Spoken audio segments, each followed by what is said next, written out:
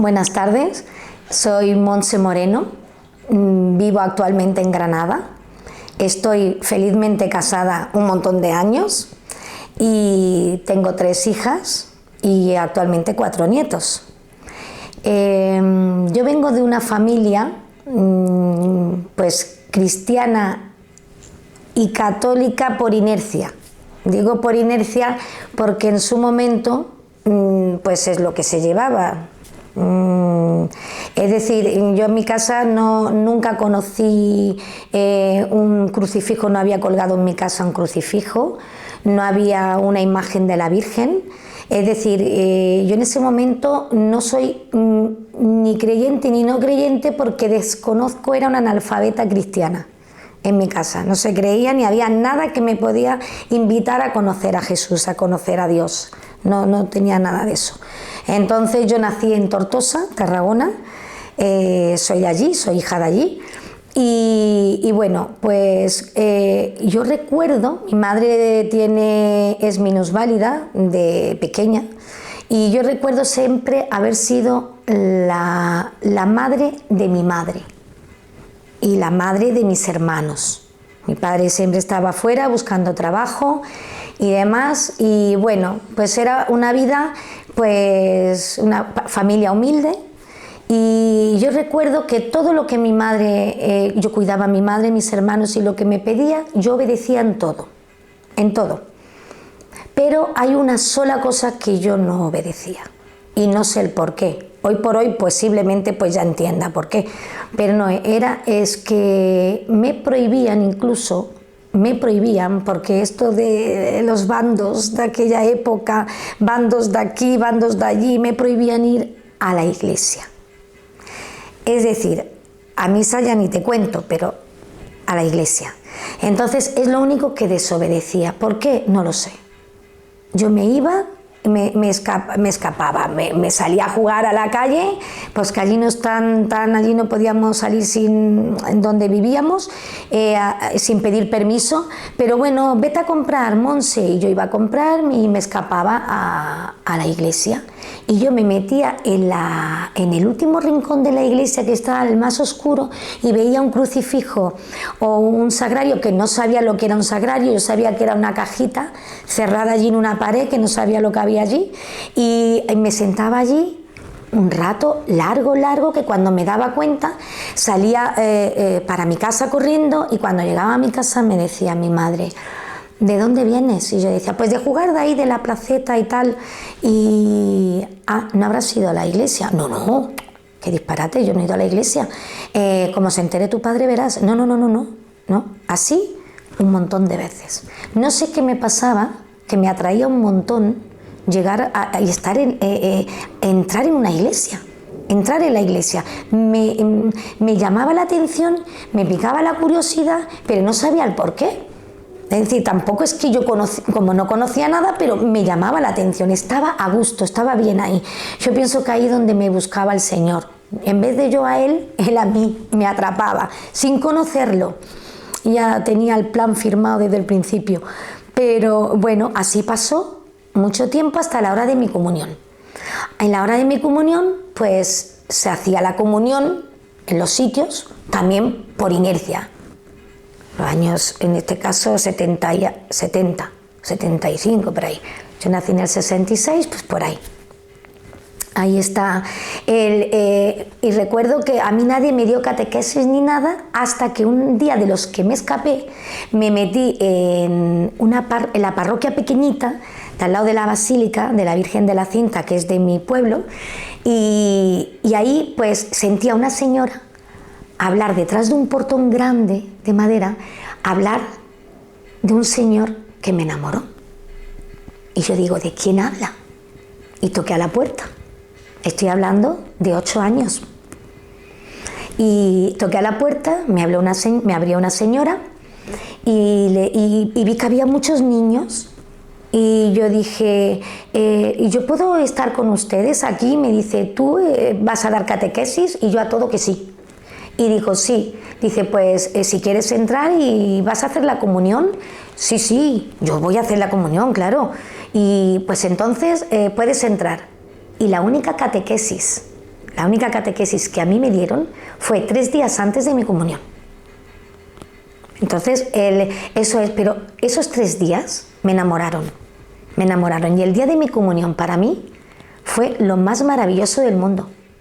No hicimos fiesta, mi madrina me compró el vestido, igual que el día de mi boda, como la Cenicienta.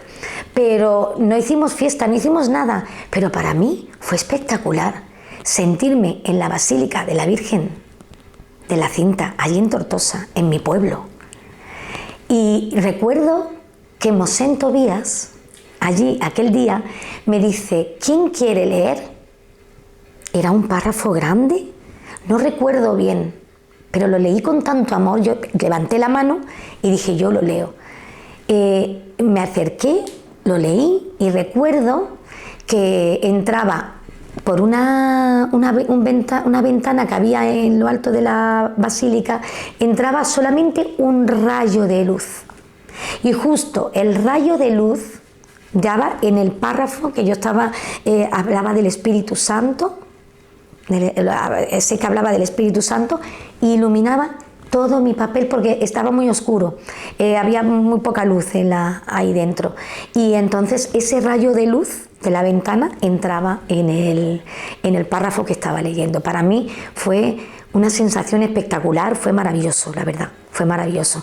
Y el día ya de mi confirmación, digo toda esta trayectoria cristiana, porque dentro de no tener formación, no conocer a Dios, lo poco ya que había conocido, pues es como si el Señor me persiguiera como hasta aquí, hasta aquí, hasta aquí, hasta aquí. Entonces, el día de mi confirmación también lo hice a escondidas, me confirmaron a escondidas. Tuve que buscar, necesitaba una madrina o un padrino, y me busqué un familiar retirado de mi padre, ya vivíamos en Granada, y recuerdo que era sábado y me dijeron que venga tu padre o tu madre, y yo sí, pero es que no van a poder venir. No van a poder venir, y entonces pues me busqué este familiar retirado, una tía de mi padre, y me acompañó y me confirmaron, me confirmé. Es decir, que tengo una trayectoria cristiana, pero porque Dios me dio la mano. Aún así, yo tenía un gran amor, yo sentía un gran fuego y amor por Dios con lo poco que conocía. Me pasaron muchísimos matices, muchísimas cosas durante esa trayectoria de vida, en que había momentos en que sentía un fuego dentro de mí, un cariño tremendo, un amor tremendo por alguien o por algo que no veía, que no entendía. Ahí donde entiendo actualmente, entiendo que es Él el que me buscaba, es Él el que me daba la mano. Yo tuve una infancia un poco difícil, un poco triste, y pero bueno, Él me dio la mano y no me abandonó en ningún momento. Y así fue hasta que conozco a mi marido, siendo muy jovencita. Yo conocí a mi marido muy, muy joven, en Granada también, y ninguno de los dos íbamos a misa, pero a mí me seguía llamando tanto la atención. Me casé por la iglesia, también, mis hijas están bautizadas, y bueno, ya, pero no teníamos formación ninguna. Y yo siempre recuerdo que yo decía, ojalá nos inviten a una boda, a un bautizo, a una comunión, porque es que a mí me daba exactamente igual no ir al convite, a la invitación, no, al golgorio, no sé, a la comida. Yo lo que quería es que me invitaran, y le decía siempre a mi marido, pero para ir a la iglesia. Y yo le decía a mi marido, oye, mira, Paco, ¿por qué no hacemos y por qué no vamos a las de tus primos, a la boda de tus primos? Y yo, no, pero yo no quiero ir porque... Y yo le decía, bueno, pero vamos y mira, cumplimos, vamos a la iglesia y después nos vamos. Tú no te preocupes, por lo menos cumplimos. Y era la única manera, porque muchas veces cuando quería entrar en la iglesia, pues mi marido decía, entra tú, que ya si eso ya voy yo para allá. Ya voy, yo te espero aquí, ya si eso. Así que era continuamente. Y yo tenía un hambre de Dios tremendo, tremendo. Y yo decía, por favor, bueno, pues no practicábamos, no íbamos a ningún sitio, pero era una búsqueda, no una búsqueda, sino es que yo olía como si estuviera ahí, pero ¿cuándo va a ser el momento? ¿Cuándo me lo van a presentar?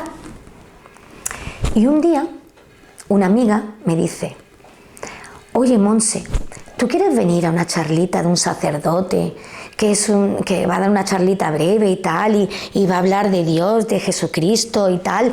Y dije, sí. Entonces dice, bueno, pues tal día, tal hora y tal. Y sí, bueno, pues llega ese día y le digo a mi marido: mira, Paco, voy a ir a una charla de un sacerdote con mi amiga.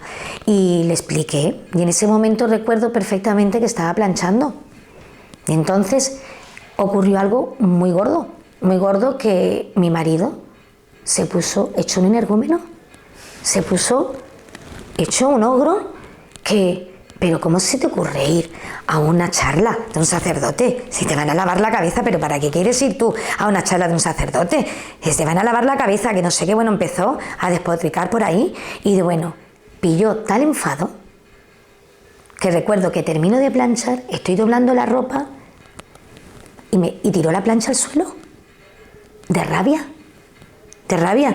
Entonces recuerdo esa imagen, ese momento. Y recuerdo como dije, ahí me di cuenta que había algo o alguien que evitaba que poder llegar a conocer al amor de mi vida, al amor real de mi vida. Entonces dije, cogí la plancha, la levanto, la pongo en su sitio, miro a mi marido y le digo, ahora sí, ahora es cuando voy a ir. Ahí donde me doy cuenta que está el Señor esperándome. A raíz de ese momento empiezo a acudir a las charlas, empiezo a acudir a una formación y empiezo a conocer a Cristo de verdad. Y empiezo a sentir el amor que sentía en mi corazón sin conocerlo. Aún así, pues empecé como el que queda con su novio, o el novio con la novia, y empecé a ir a misa. Me sentía tan bien yendo a misa todos los días. La gente se asombraba porque decía, pero ¿cómo que va? Mi familia, mi propia familia, mis propias hermanas, ¿cómo que va todos los días a misa? Y yo decía, pero bueno, yo no como todos los días con mi marido, con mis hijas y con la gente a la que quiero, pues yo voy a comer con mi Señor. Es mi Señor, yo le amo. Pero eso es lo que yo sentía, no se lo contaba a nadie. Y así, sucesivamente, muchísimo tiempo, pues me fui formando, amando.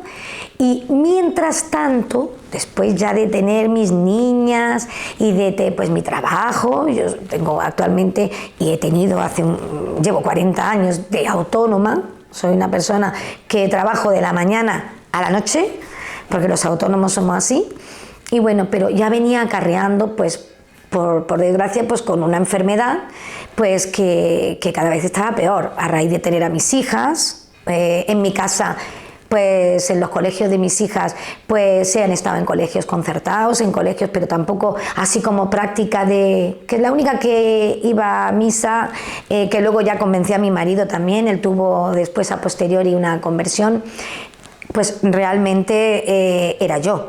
Pero bueno, yo no forzaba a nadie, yo iba por libertad propia, solamente ellos me observaban. Ellos me observaban y decían, madre mía, con mamá, después papá, después fue mi marido.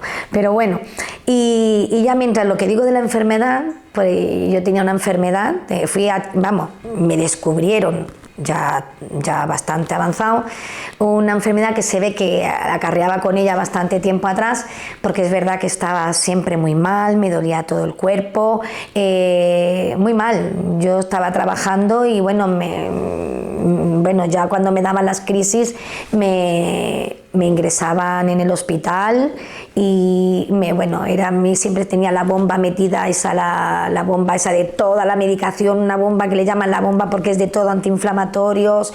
Fijaros en qué situación estaba ya mi cuerpo. Y yo tenía una enfermedad que se llama espondilitis anquilosante. Y bueno, cuando me la diagnostican, pues claro, me sonaba chino, porque también yo digo, bueno, ¿y esto qué es? ¿Esto pasa algo? ¿Me va a pasar algo? Yo pensaba que era como una esclerosis, quiero decir también que yo pensé que también era derivado también de lo que murió mi padre. Mi padre murió de una ELA. Entonces yo siempre pensé en su momento, digo, a ver si voy a heredar lo de mi padre, he heredado lo de mi padre. Bueno, me pasaron muchísimas cosas por la cabeza. Pero bueno, yo seguía yendo a trabajar, siempre estoy contenta normalmente, soy una aventurera de la vida, me gusta comerme y beberme la vida con felicidad, amor y con mucho positivismo. Y a pesar de los pesares de que estaba mal, pues me gustaba viajar, aunque sea un fin de semana cerquita de Granada, me gusta viajar, me gusta salir, me gusta aventurarme a conocer cosas, es que me gusta la vida. Y aun estando mal, pues, y bastante mal, porque llegó un momento que ya me dijeron que tenía 1/3 de la médula afectada. Es decir, yo tenía 8 hernias de disco en aquel momento, las almohadillas de mi columna, digo para que veáis en qué estado estaba mi físico. Las almohadillas de mi espalda estaban totalmente gastadas, se rozaban los discos y me producía muchísimo dolor, muchísimo dolor. Cuando me daban las crisis, aunque es una enfermedad que se anquilosan los huesos, las vértebras de la columna, es una enfermedad reumatológica y autoinmune y degenerativa. Entonces cada vez estaba peor, cada vez peor. Pero como yo sigo con mi idea de tan aventurera y que me gusta viajar y salir y conocer, pues desde siempre, pues recuerdo que una amiga que tengo, pues tomando unas cervezas en un bar un día, le dice a mi marido, hay que ver, con lo que le gusta salir a Monse, hay que ver y lo mal que está la pobre, lo mal que está.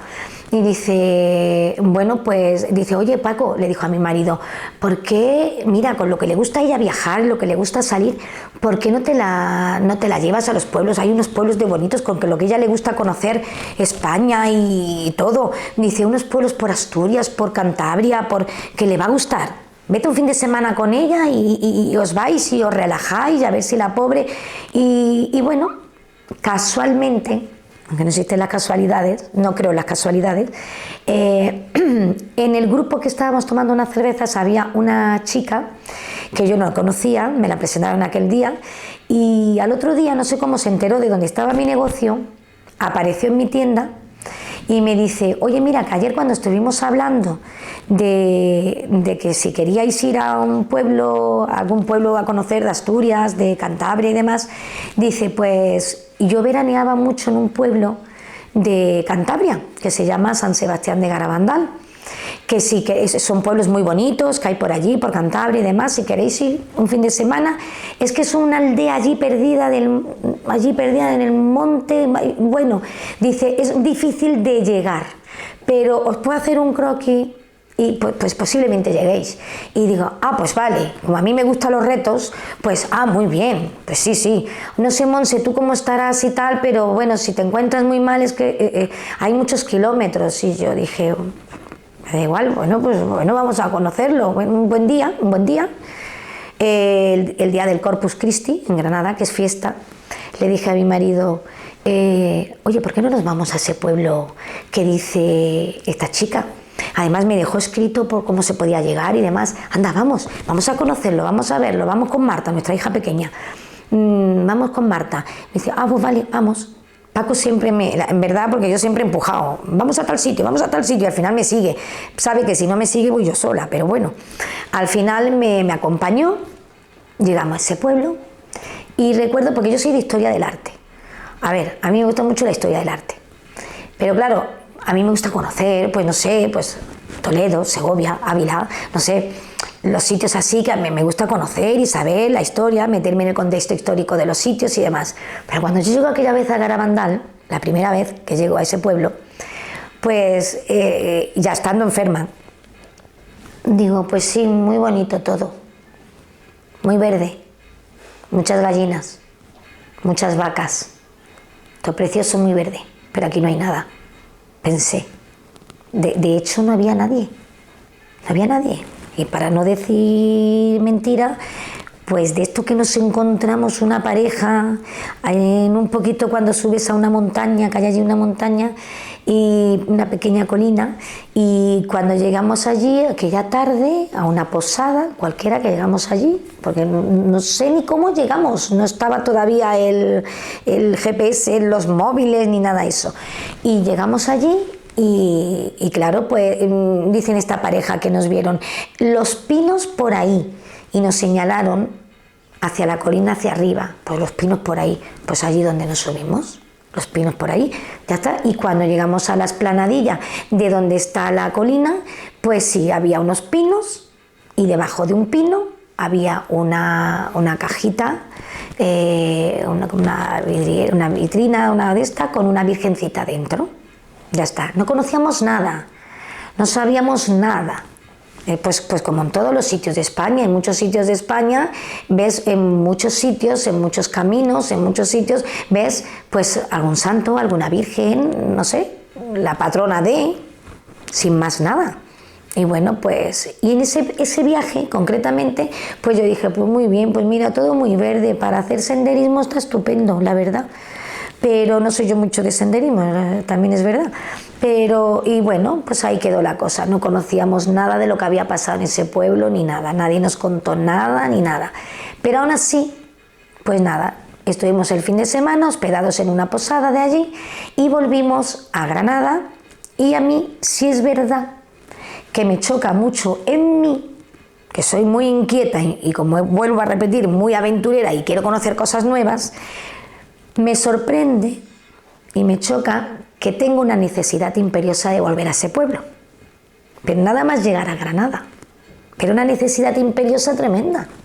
Entonces, claro, es tanta la necesidad que a los 25 días volvimos, a 1000 kilómetros de Granada, y con trabajo.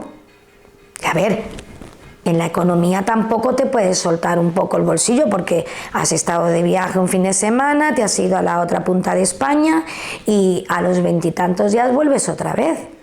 Vamos a ver. Y entonces ahí es donde en ese segundo viaje volvemos, por supuesto, y pero es una necesidad que no os podéis ni imaginar. Y en esa segunda vez, pues te enteras, nos conocemos, nos dicen pues que allí del año 61 al 65 se apareció la Virgen a 4 niñas y bueno, pues que todo pues los mensajes que dio la Virgen a las niñas y demás. Quiero deciros que yo soy evidentemente creyente y practicante, pero milagrera, no que no crean los milagros, pero que eso es como que va con otros. Es decir, yo, pues, a ver los haylos, ¿por qué no? Pero bueno, no tengo la menor duda ni tampoco, no soy nada mística en ese sentido. Es decir, pues aparecería, pues ¿por qué no se va a aparecer? Si es la Madre de Dios, pues porque sí, pues ya está. Pero sin más trascendencia. Es decir, no le di tampoco una importancia de decir, bueno. Pero, y sí, ahí quedó la historia, pues como pues en tantos sitios del mundo, Lourdes, Fátima, tantos, ¿no? Actualmente Medjugorje, ¿no? Pero bueno, era también decir, bueno, pues no tiene más importancia, pues claro, pues ¿por qué no? Pero ya está, volvimos de nuevo a Granada.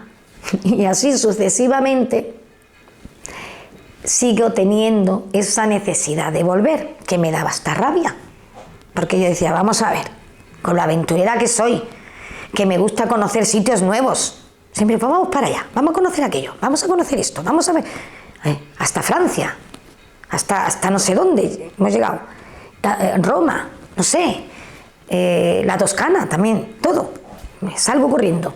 Pero yo decía, me daba hasta rabia porque yo decía, pero bueno, si ya lo he visto, si aquí no hay nada. No hay, luego ya te enteras, pero dice, bueno, no hay más nada. Y ya está, me puedo ir a otro sitio también. Y me daba rabia, porque incluso a veces tenía como esa sensación de que tengo que volver. Y al final desembocábamos otra vez en el pueblo. Y dice, por Dios, unas veces se venían unas amigas con nosotros, amigos que llevábamos en la furgoneta, y así. A todo esto cada vez peor, cada vez peor. Y quiero decir que una semana antes de mi curación, me desahucian en mi médico de la seguridad, mi médico de familia, me desahuciaron, porque estaba ya muy mal, porque 11 meses antes también había estado ingresada en el Hospital de Traumatología de Granada con una crisis gordísima, en la que me dicen los médicos que tengo muy avanzada, lo que os he dicho antes, la médula la tenía afectada y estaba prácticamente paralítica. La L4, L5 y sacro de mi espalda estaba totalmente inmóvil, no me podía mover, no me podía mover. El dolor era terrible. Empezaron a darme la bomba de medicación, no se me quitaba. El neurocirujano me dijo y le dijo a mi familia que no, esto no tiene solución, sino esos cuidados, dijéramos, paliativos, cuando te da la crisis, pues te ingresan o te tienes que morfina en vena. Entonces a mí estuve un mes, ingresada 28 días o 29 días aproximadamente en el hospital, con morfina, que me la tuvieron que quitar antes de tiempo, porque era tanta la cantidad de morfina en vena que me ralentizaba solamente, lo que no me quitaba casi el dolor, y lo que me ralentizaba eran los pulmones y tuve una parálisis intestinal. Entonces ahí me tuvieron que ir disminuyendo y claro, el dolor era más grande, un mes casi, 29 días en el hospital. Y a posteriori ya fue cuando me desahuciaron, no se podía hacer nada. Me dieron el alta cuando ya estaba un poco más estabilizada, salgo del hospital con una silla de ruedas. Yo tengo una voluntad de hierro y yo dije, pues nada, cada vez tengo menos voluntad, pero bueno, y dije, bueno, pues voy a hacer lo posible por intentar andar, y sí, poco a poco podía andar un poco, pues sí, pero estaba muy limitada. Por las noches cuando yo dormía me tenían que dar la vuelta en la cama mi marido, o si iba al baño me tenía que coger y levantar, así levantándome, haciendo palanca hasta que yo me estabilizaba y podía llegar más de una vez. No llegaba al baño, no llegaba a los sitios, es decir, me costaba muy mucho llegar, muy mucho, era un dolor terrible. Yo nada más que le pedía a Dios que no me diera tanto las crisis tan gordas, porque es que era increíble. Tampoco dejé nada más que en las crisis gordas, cuando estaba hospitalizada, dejé de trabajar. En otras ocasiones pues bajaba a mi negocio pues a vender y ya está. Así, y hacía lo que podía en mi casa, que era más bien nada. Bueno, sí tenía ayuda a mis hijas, me ayudaban a ir al baño y todo eso. Pero bueno, y ese octavo viaje, hago un octavo viaje, aun estando mala, ese octavo viaje a Garabandal otra vez. Y bueno, ese viaje sí fue horrible porque iba muy mal, con mucho dolor. Mira, si íbamos con dolor en ese momento, venían dos de mis hijas, Ángela y Marta. Y ahí, pues, claro, iba yo por el camino quejándome todo el rato. No me suelo quejar, vamos, aguanto bastante, pero sí iba con mucho dolor. Y mi hija Ángela me dijo, mira mamá, si estabas tan mal no haber venido. Y yo dije, pues llevaba razón, sí, llevaba razón. Entonces llegamos al pueblo.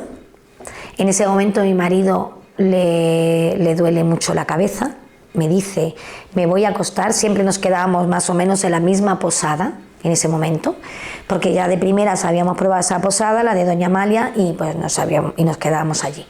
Y él se acostó y yo dije, si yo después de 1000 kilómetros me siento en una silla, en una cama o me acuesto, me tienen que recoger con cucharilla, porque es que está fatal. Entonces digo, poco a poco y con mucha fuerza de voluntad, digo, voy a intentar andar poquito a poco, el pueblo es muy pequeño, el pueblo son 2 casas así, 3 casas así, 2 calles así y así. Y digo, bueno, pues me voy a la iglesia, poquito a poco, no necesito a nadie, a ver si llego. Y efectivamente, me fui a la iglesia como pude, estaba muy cerquita de la iglesia, allí está todo muy cerca, y allí pues claro, de esto que conozco gente de Andalucía, de aquí de Andalucía, señoras que estaban allí, me preguntan por una librería, bueno, entablamos conversación y ahí donde ella me dice, mira, ¿me puedes acompañar donde dices que está la otra librería? Porque buscaban un libro y yo le digo, pues mira, detrás de aquella casa, le explico, me dice, ¿nos acompañas? Digo, no sé si voy a vuestro paso, porque no puedo caminar mucho, pero bueno, poco a poco, no tenemos prisa, total, que voy acompañándolas poco a poco y vamos charlando y en esto que ellas salen corriendo, de repente, corriendo, porque estaba en ese momento una de las videntes en su día, una señora ya mayor, pero en su día, Jacinta, una de las videntes, ella vive en California y estaba en el pueblo de vacaciones y estaba dando a besar un crucifijo que decían en aquel momento que lo había besado la Virgen. Ella contaba y decía la gente, hoy no tengo la menor duda.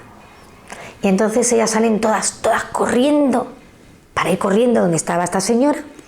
Y a mí me dio por pensar, digo, qué vergüenza. Que no porque me diera vergüenza, sino porque yo dije, pobrecilla, va a aparecer un conejillo de India o va a aparecer el mono de feria. Todo el mundo allí en avalancha, en su casa. Y entonces dije, paso, me voy por la otra calle. En esto que ellas habían salido corriendo, se fueron todas a besar el crucifijo y yo voy a echar por otra calle. Al momento que voy a echar por la calle que había al lado, yo noto que esta señora me está mirando. Jacinta se me queda mirando fijamente. Una mujer muy sencilla, muy humilde. Y ahí donde digo, pues me ha pillado, no voy a ser antipática, voy a pasar y le voy a decir buenas tardes, por lo menos. Y entonces eso es lo que hago, paso por delante. Ella se estuvo esperando, estaba sola, ahí ya se habían ido las otras, ¿no? No querían tampoco molestar. Y yo pensé, digo, pues nada, pues buenas tardes. La voy a saludar y ella me sonríe, me muestra el crucifijo y hago lo que todo el mundo hubiera hecho, beso el crucifijo. Y me voy ella se sonríe, se mete para dentro de su casa y yo me voy para la posada. Llego allí, le cuento a mi marido, bla, bla, bla, le cuento, pues había estado, que conocí, que besé la cruz, que no sé, una cruz que una señora me dio, que era la vidente, parece ser, que no sé qué, así, tal cual. Pero sin más historia. Aquella noche, en el pueblo, empezó a llover, si podía llover, porque aunque estábamos en agosto, esto era la noche del 14 de agosto, aunque estábamos en agosto, Cantabria tiene una cosa, que es que lo mismo te sale el sol al mediodía, un sol radiante, y a la hora está diluviando, cae el diluvio universal. Y empezó a llover aquella noche, pues parecía que no hubiera a haber un mañana. Claro, ¿qué pasa? En aquel momento a nosotros nos tocó la segunda planta de la posada. Es decir, tenía que subir más escaleras. Luego entonces estaba peor, no podía ni subir. Nos tocó, por desgracia, pues los colchones se me clavaban en todo el cuerpo. Y si no se me clavaban, me parecía que se me clavaban, porque estaba tan mal, tan dolorida, con la humedad del entorno, era tanto el dolor que tenía de todo, pues que si no se me clavaban, parecía que se me clavaban todos los pinchos. Si los tenía, porque ni me podía molestar en mirar, en toda la espalda, en todo el cuerpo. Está fatal. Pasé una noche, eso de que dicen entre comillas una mala noche en una mala posada, pues eso, fatal. No dormí nada, me pasé toda la noche llorando de dolor, llorando. A la mañana siguiente nos levantamos, íbamos, como digo, mis dos hijas, Paco y yo, bajamos al comedor. Y el procedimiento era ese, que todos los días te pone la posadera, te pones tú el desayuno. Y yo pues llego al comedor, que estábamos solos, menos un matrimonio mayor que estaba en el comedor de la posada, porque aquello es muy tranquilo, allí lo hondo del comedor, y nosotros pues, íbamos a desayunar. Mi cuerpo no era cuerpo, de lo mal que estaba. ¿Y qué hacemos los que estamos enfermos? ¿Qué haces siempre primero? Pues primero te tomas tu protector de estómago, porque yo llevaba un arsenal de medicación, de medicamentos, todos los que me tenía que tomar. Y entonces me tomo el protector, voy a desayunar. En esto una de mis hijas está frente a mí, y me tomo el protector, voy a desayunar. Habíamos pensado después pues que íbamos a ir a la hora a misa, y esta es la parte que yo siempre digo, es que en ese momento detrás tenía una pared, no había nadie, nada, no había nadie en el comedor, nada, y oigo una voz como la mía ahora, que me dice aquí detrás: no vas a tomar una medicación más. Y la oí perfectamente, al oído, ¿eh? No fue una voz interior, no fue una voz de, siempre lo he dicho, no fue una voz de la conciencia, porque bajo ningún concepto podía dejar yo de tomar la medicación. Yo siempre digo que la gente que fuma mucho o bebe mucho, tú puedes decir en voz de conciencia, puedes decir, pues no debería de fumar tanto, porque me afecta. O no puedo beber tanto, porque me puedo caer enferma. Es decir, tu conciencia te dice, pero aquí no era ninguna voz de la conciencia. Repito, porque no, bajo ningún concepto podía dejar la medicación. Entonces, ahí donde... Y siento la voz nítida, perfecta. Claro, pero es que yo me quedo aturdida, no digo nada. Mi hija Ángela, que estaba delante, claro, me ve rara, porque no digo nada yo, pero mirándolas como si las estuvieran, ellas también lo hubieran escuchado, mi marido lo hubiera escuchado, y ellas estaban tal cual. Al mirar a mi hija Ángela, la miré tan fijamente que ella me dice, ¿qué? Y yo le digo, nada. Ella me dice, ¿ah? Claro, ¿qué le pasa a mi madre? ¿Qué me quiere decir mi madre, no? Y sigo desayunando. Terminamos de desayunar, pero así como sin intentar en milésimas de segundo encajar lo que había pasado, pero sin decir nada. Terminamos de desayunar y me dice mi marido, las pastillas. Claro, me tenía que tomar todas las pastillas después de desayunar. Y le digo, no, antes de ir a misa. Y le digo, no. Y me dice, ¿cómo que no? ¿Estarás de broma? Y yo, que no. Pero que no. Y me dice, ¿cómo va a ser que no? Digo, no. Y entonces me dice, a ver, ¿esto a qué viene? Y las niñas, mamá, por favor. Y yo, que no. Entonces él se enfada. ¿Pero esto a qué viene? ¿Esto será una broma? No. Entonces, enfadadísimo, coge la bolsa entera de toda la medicación que me tenía que haber tomado en ese momento y se la sube a la habitación. Las niñas evidentemente me regañan. Me dicen, mamá, por favor, ¿te has pasado? ¿Pero a qué viene esto, mamá? Que no. Nos fuimos a misa, él enfadadísimo, salimos de misa. Aquel día amaneció todo lo que había llovido el día anterior. Ese día amaneció precioso, quiero decirlo, el 15 de agosto. 15 de agosto que no habíamos caído ni que era 15 de agosto tampoco. Caímos después, al tiempo. Y recuerdo pues que estuvimos en misa, no pasó absolutamente nada más. Salimos de misa y ese sol tan radiante, allí no hacía la calor que podemos hacer aquí, que puede hacer aquí en el sur.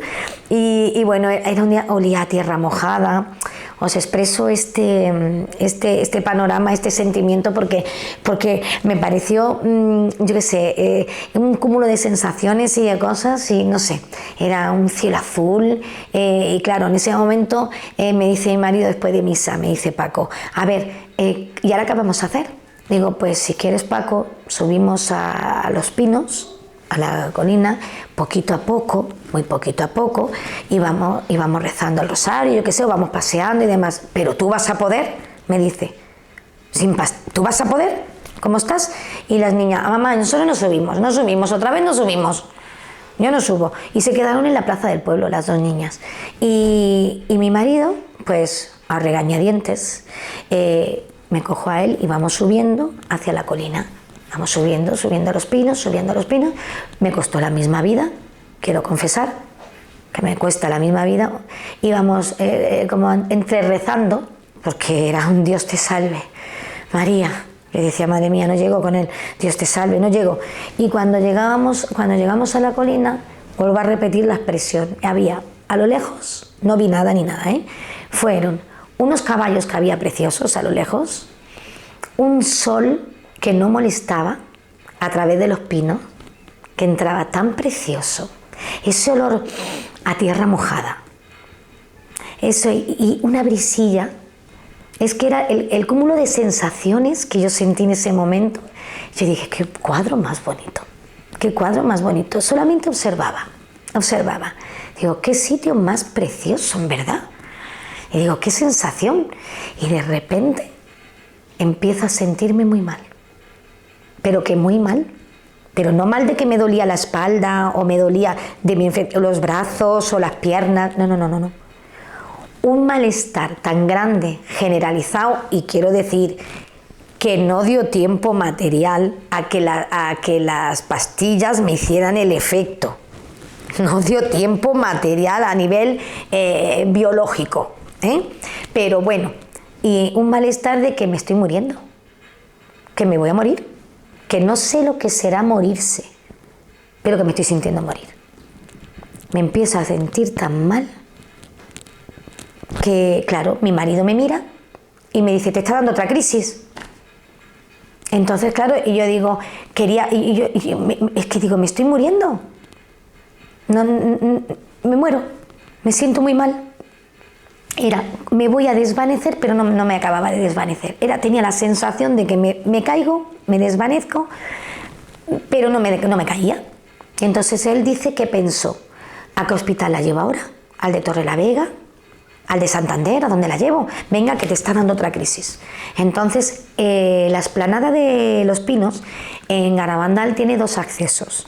La parte más angosta, que están las piedras y todo, cuesta trabajo subir, un poquito de trabajo, y la parte de la carretera que han hecho después nueva, hicieron después, para que subieran los coches, porque gente imposibilitada y demás que podían subir.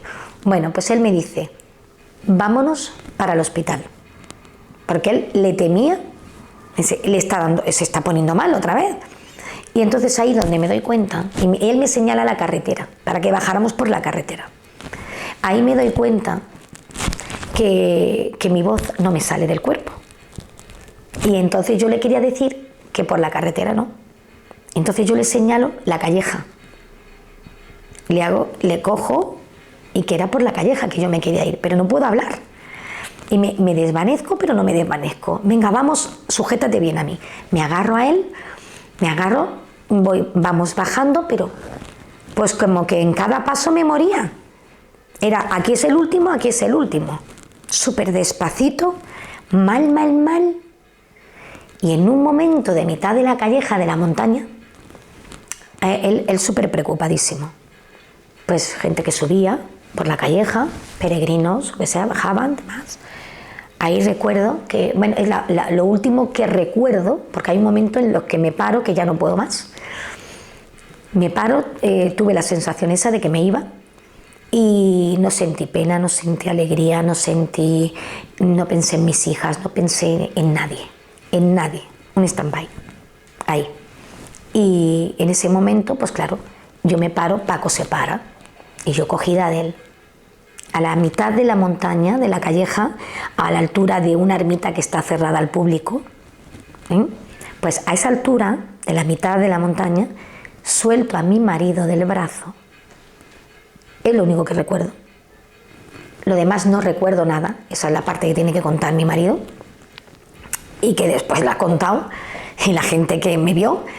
Y salgo a correr, desde ese momento, salgo a correr como si fuera una niña pequeña, como un torbellino, dicen, por la calleja abajo, habiendo llovido la noche anterior, por encima de todas las piedras. Por lo visto llego a la posada corriendo. Paco, mi marido, que había sido corredor, no me alcanzó. Después he sabido que entró en shock. No me alcanzó, no era capaz de discernir lo que me estaba pasando en ese momento. Yo no recuerdo nada. La posadera que me ve entrar en la posada, es decir, me corrí la mitad de la montaña hasta la posada de Amalia, Entré en la posada, subí corriendo al segundo piso. La posadera dice que cuando me vio entrar, se echó la mano al pecho y dijo, pero es Monse. Nos daba crédito corriendo. Además, yo quiero deciros que yo no sé correr. Nunca he sabido correr. Soy la mujer más patosa del mundo. Pero además que no sé correr. Y es que yo creo que el milagro, es que la cosa más milagrosa es eso, porque yo no sé correr. Entonces, salir a correr yo, ni yo me lo creo. Entonces, llego a la habitación, por lo visto, subí, estuve durmiendo como 2 o 3 horas de reloj, no sé, aproximadamente.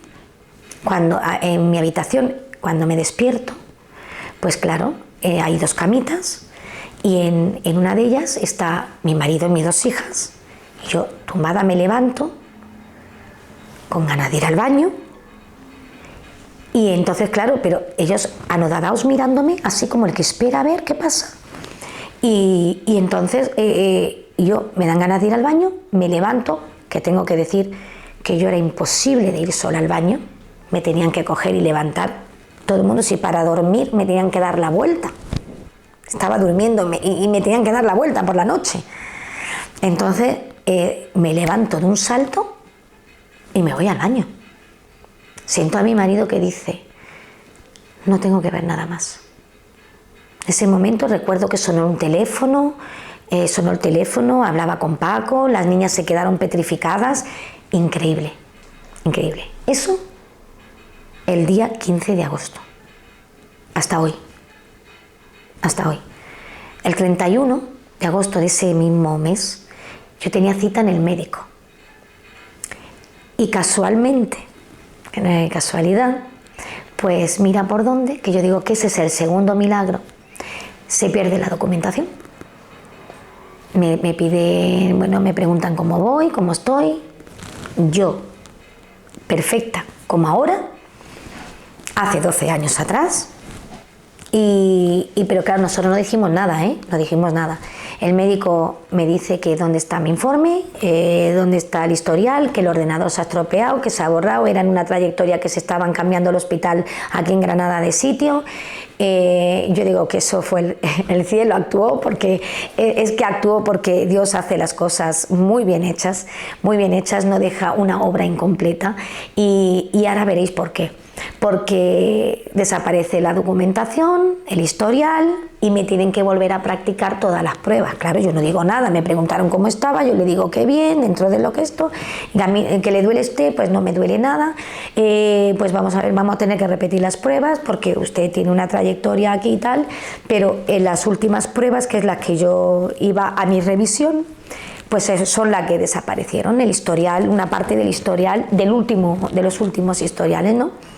Y es verdad, había una larga lista de espera por todo el follón que había la Seguridad Social en aquel momento, porque todo ha sido la Seguridad Social, y ahí donde me vuelven a practicar todas las pruebas. La gammagrafía, la resonancia, el HLA-B27, que suena... Digo todo esto porque lo aprendí después, porque yo no tenía ni idea de todas estas cosas. Y lo que diagnostica la espondilitis, es decir, que ahí hay unos términos ya científicos que son los que diagnostican ciertas cosas que se puede demostrar, aunque el cielo no tiene que demostrar nada, pero bueno, ahí están los hechos, Dios hace las cosas así, me vuelven a practicar y me dan en todas las pruebas y me dan cita, es verdad, para un año vista. Al año siguiente ya me recibe una reumatóloga en el hospital y me pregunta, Montserrat, ¿cómo se encuentra usted? Y yo pues le digo, pues que bien. Había ahí un chico, un MIR, de esto que estaba con la doctora, que miraba al ordenador, me miraba a mí y estaba con los ojos así, mirando como diciendo, esta señora no tiene nada que ver con la que hay en el ordenador. Es que esto no me cuadra a mí. Y yo con la mirada, pienso que pensó. Entonces la doctora me dice, a ver, Montserrat, ¿usted cómo se encuentra? Digo, yo bien. Dice, vamos a ver. Después de un rato allí ella deliberando y tal, y me dice, mire usted, yo le voy a decir, usted tenía una espondilitis anquilosante, que es una enfermedad degenerativa, que esto es materialmente y científicamente imposible que remita. Puede estar mejor o peor en el tiempo, con el tratamiento podemos mejorar un poco más, pero más nada. Yo solamente como facultativa y profesional le voy a poner los resultados de aquí. Y puso, es porque no le encuentro otra explicación, y puso espondilitis anquilopoiética o anquilosante sin actividad y en remisión, y con un bolígrafo fosforescente lo subrayó. Ese informe está en todos los sitios donde se pueda. En una tesis doctoral de la Universidad de Navarra, del padre José Luis Saavedra, está el informe, se puede ver, hay acceso a él, y es de la Seguridad Social. No hay ningún médico particular, ni privado, ni nada. Pero independientemente de eso, le digo yo, ¿por qué dice usted que yo tenía y ya no tengo? Aun sabiendo cómo estaba yo. Sí, pues yo estaba perfecta. Y yo lo sé, pero ¿por qué lo dice usted? Si yo no he dicho nada. Y me dice, no, porque con el informe médico del año pasado, digo, pero es que el compañero de usted, el año pasado el doctor, se traspapelaron y no apareció. Dice, no, digo, pero dice, sí, están aquí. Digo, pero usted tiene el informe del año pasado. Y sí. Digo, pues ¿me lo puede usted imprimir? Me dice, sí, claro. Y entonces ahí donde se contrasta, que si no se pierde, apareció después, pero después de volverme a hacer las pruebas. Es decir, si no se pierde el informe, el resultado anterior, y aparece después el que me has hecho, no lo puedes contrastar con el otro. Supuestamente seguiría enferma. Ahí donde ves la curación. Ella se quedó en off. Dice, yo como profesional tengo que poner lo que pone, lo que hay, y punto. Y esa es realmente mi curación. Mi curación, donde se demuestra que hay una curación física, que solo Dios sabe. Solo Dios por qué y para qué. También tengo que deciros que esa es mi parte más espiritual, la parte que yo me sentí, porque yo seguía bien, físicamente súper bien. Tan contenta, ¿verdad? Tan contenta de estar curada. Pues no. Claro que eso lo cuento ahora sí y puede parecer pues que soy una desagradecida. Claro que sí, lo entiendo. Pero no. Yo me sentía, en aquel momento me sentí súper triste. No por el físico, daba gracias a Dios. Yo digo, pues es que no cuadraba en mi cabeza, no entendía nada, independientemente de ser creyente, de querer a Dios con locura. Pero yo decía, no entendía por qué yo estaba tan triste. Eso podéis entenderlo. Yo creo que podréis entenderlo. Mira, yo me sentía como, lo he dicho tantas veces, me sentía como el drogadicto que tiene un colega que se droga con él, o el que bebe, ¿no? Que es lo que hemos dicho antes, y me siento a beber con él, o con ella, ¿no? Y estamos los dos unidos, ¿no? Entonces me siento muy acompañada de mi colega, ¿no? Pues yo me sentía muy acompañada con mi colega en el dolor. En mi dolor, yo me sentía muy acompañada. Yo hubo momentos, no que me gustara que me doliera nada, por supuesto que no, es que me dolía mogollón, pero es que yo me sentía tan acompañada, tan abrazada por él, tan solidarizada con él. A veces en el dolor, aparte del dolor, me sentía tan unida a él que cuando me cura me sentía abandonada por él.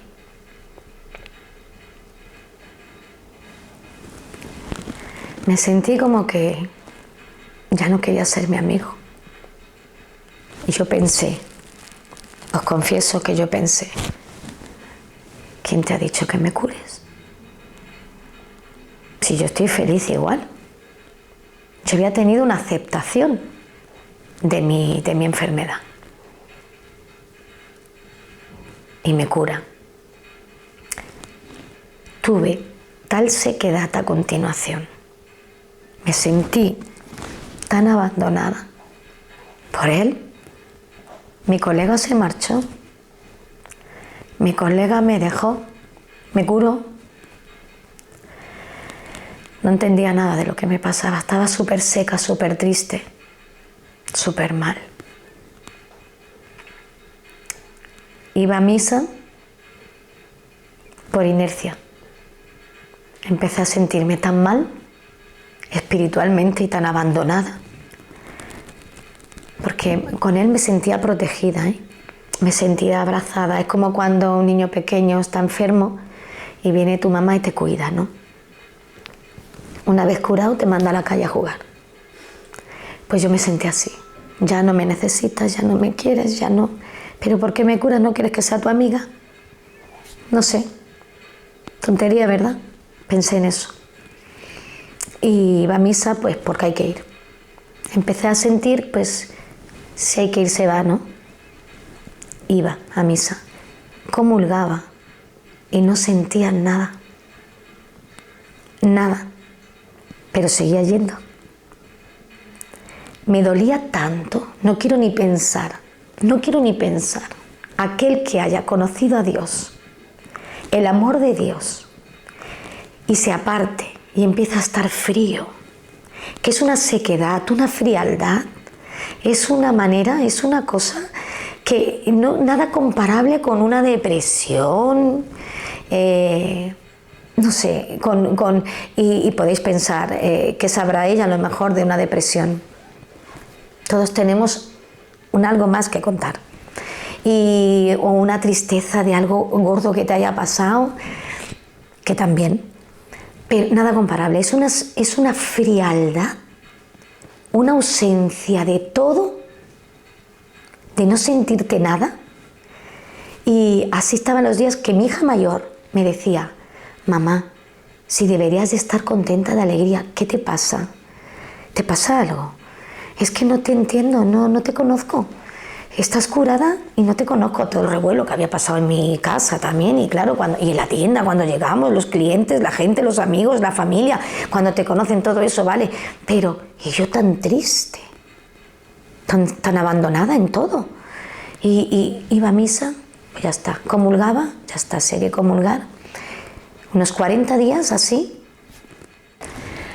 Y en esa tristeza, día tras día, en una tristeza tremenda, pues en uno de los días que voy a misa, llego a una iglesia, aquí de Granada, y estaba lleno de gente, estaba petadísima de gente. Y en aquel momento, en aquel día se estaba tomando los hábitos una monjita, ¿no? Y estaba todo, pues se ve que estaban familiares y demás, y todo el mundo ahí. Yo estaba la última, ¿no? Y tenía tanta pena en esta parte por no sentir nada, y hubo un momento que un señor me dio la paz, ¿no? En el momento de dar la paz, ¿no? Cuando da la paz, entonces entendí, tuve ahí, no como cuando estaba en la posada, esa voz o esa locución que sentí de fuera, ¿no? Sino ya en mi interior. Siento como que Dios me dice en ese momento que me iba a encontrar gente, mucha gente, con eso mismo que me había pasado a mí, con sequedad, con tristeza, con dudas, con tantas cosas así de quedarte pues frío. Y me dice el Señor, o siento que me dice en mi interior, que mi mensaje sea este y me lo aplique. Usad la razón mientras llega de nuevo la conversión del corazón, porque llega. Usad la razón.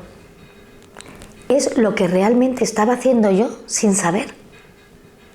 Es decir, yo no iba por ganas de ir a misa, a la iglesia. Chocante en mí, claro. Iba porque si hay que ir, se va. Iba a comulgar, comulgaba, pero no sentía nada, pero comulgaba. Es decir, creo que ahí estaba la gracia, ahí donde actuaba la gracia de Dios. Es decir, el razonamiento o usar la razón. Llegó un momento, en ese mismo instante, cuando me doy cuenta de eso que se me transmite o se me dice, no se me hizo con palabras, es lo que yo entendí en mi corazón, es cuando vuelvo a reaccionar. En esa misa, en ese mismo momento, es cuando vuelvo a reaccionar y de nuevo vuelvo a ser yo. Entendí el mensaje. Lo entendí yo primero. Y entonces, a todo el que me encuentro, a todos los que me podáis escuchar, todos los que oigáis, usad la razón. Tendréis momentos de desfallecer, de incluso no creer, de sentiros fríos, de sentiros ausentes, de pensar que Él está lejos, que esto no va con uno. Pero usemos la razón, no dejemos de acudir a Dios y a nuestra Madre. Acordémonos de Él, acordémonos, oremos, hablemosle, porque Él siempre y nuestra Madre siempre están ahí. Yo con esto, no solo que usemos la razón, porque tu corazón se va a volver a convertir si estás en un estado muy frío, pero eso seguro, pero no solo eso, en mi caso, os confieso, os digo, que con esta experiencia tan extraordinaria, he experimentado una alegría tan grande, no la de la curación, que ahora sí, que ahora te pones a pensar y dices, caray, cosa más gorda, que esto no es cualquier cosa, que fue en 0,2 segundos que bajé corriendo, que 0,2 segundos, que no fue una curación paulatina de una cosa, oye, que es una cosa gorda, vamos a hablarlo claro, pero no, es la certeza, con esta experiencia, la certeza de que Dios está ahí. En mi caso, con esta experiencia viva, es Dios está ahí y sigue vivo y sigue haciendo lo que hacía 2000 años atrás. ¿Entendéis lo grande, lo afortunada que soy, no por la curación, sino de saber que puedo compartir con vosotros el que Dios de verdad existe y está ahí y que nos ama con locura? Pensadlo, porque es maravilloso y grandioso. No tengo la menor duda y la certeza. Y eso es lo más grande que puede ocurrir. Así que luego ya están las preguntas, ¿no? Lo que la gente te dice, ¿no? De que por qué a ti sí y a otro no, que porque yo no puedo contestar a esas preguntas. Porque a un niño que se está muriendo de cáncer, ¿por qué te cura a ti? ¿Por qué? No lo sé, no tengo ni idea. También quiero decir que no ha sido fácil después mi vida. Ha habido muchas cosas, como las casas normales de todo hijo de vecino, con mis pros, con mis contras, con mis problemas de familia, mis hijas, he pasado malos momentos y momentos muy fuertes de mi vida, después de mi curación, muy fuertes. Y bueno, y mira si son fuertes, que si Dios no me hubiera curado, después a posteriori lo que me ha pasado, quizá no se estaría contando esto, de las cosas que han pasado en mi vida. Pero bueno, nos querrá trabajando y Él y nuestra Madre nos dijo, yo estaré con vosotros hasta el final. Él nunca nos va a abandonar. Es nuestro Creador y sabe perfectamente el corazón de cada uno de nosotros. Ni Él ni su Madre nos van a abandonar.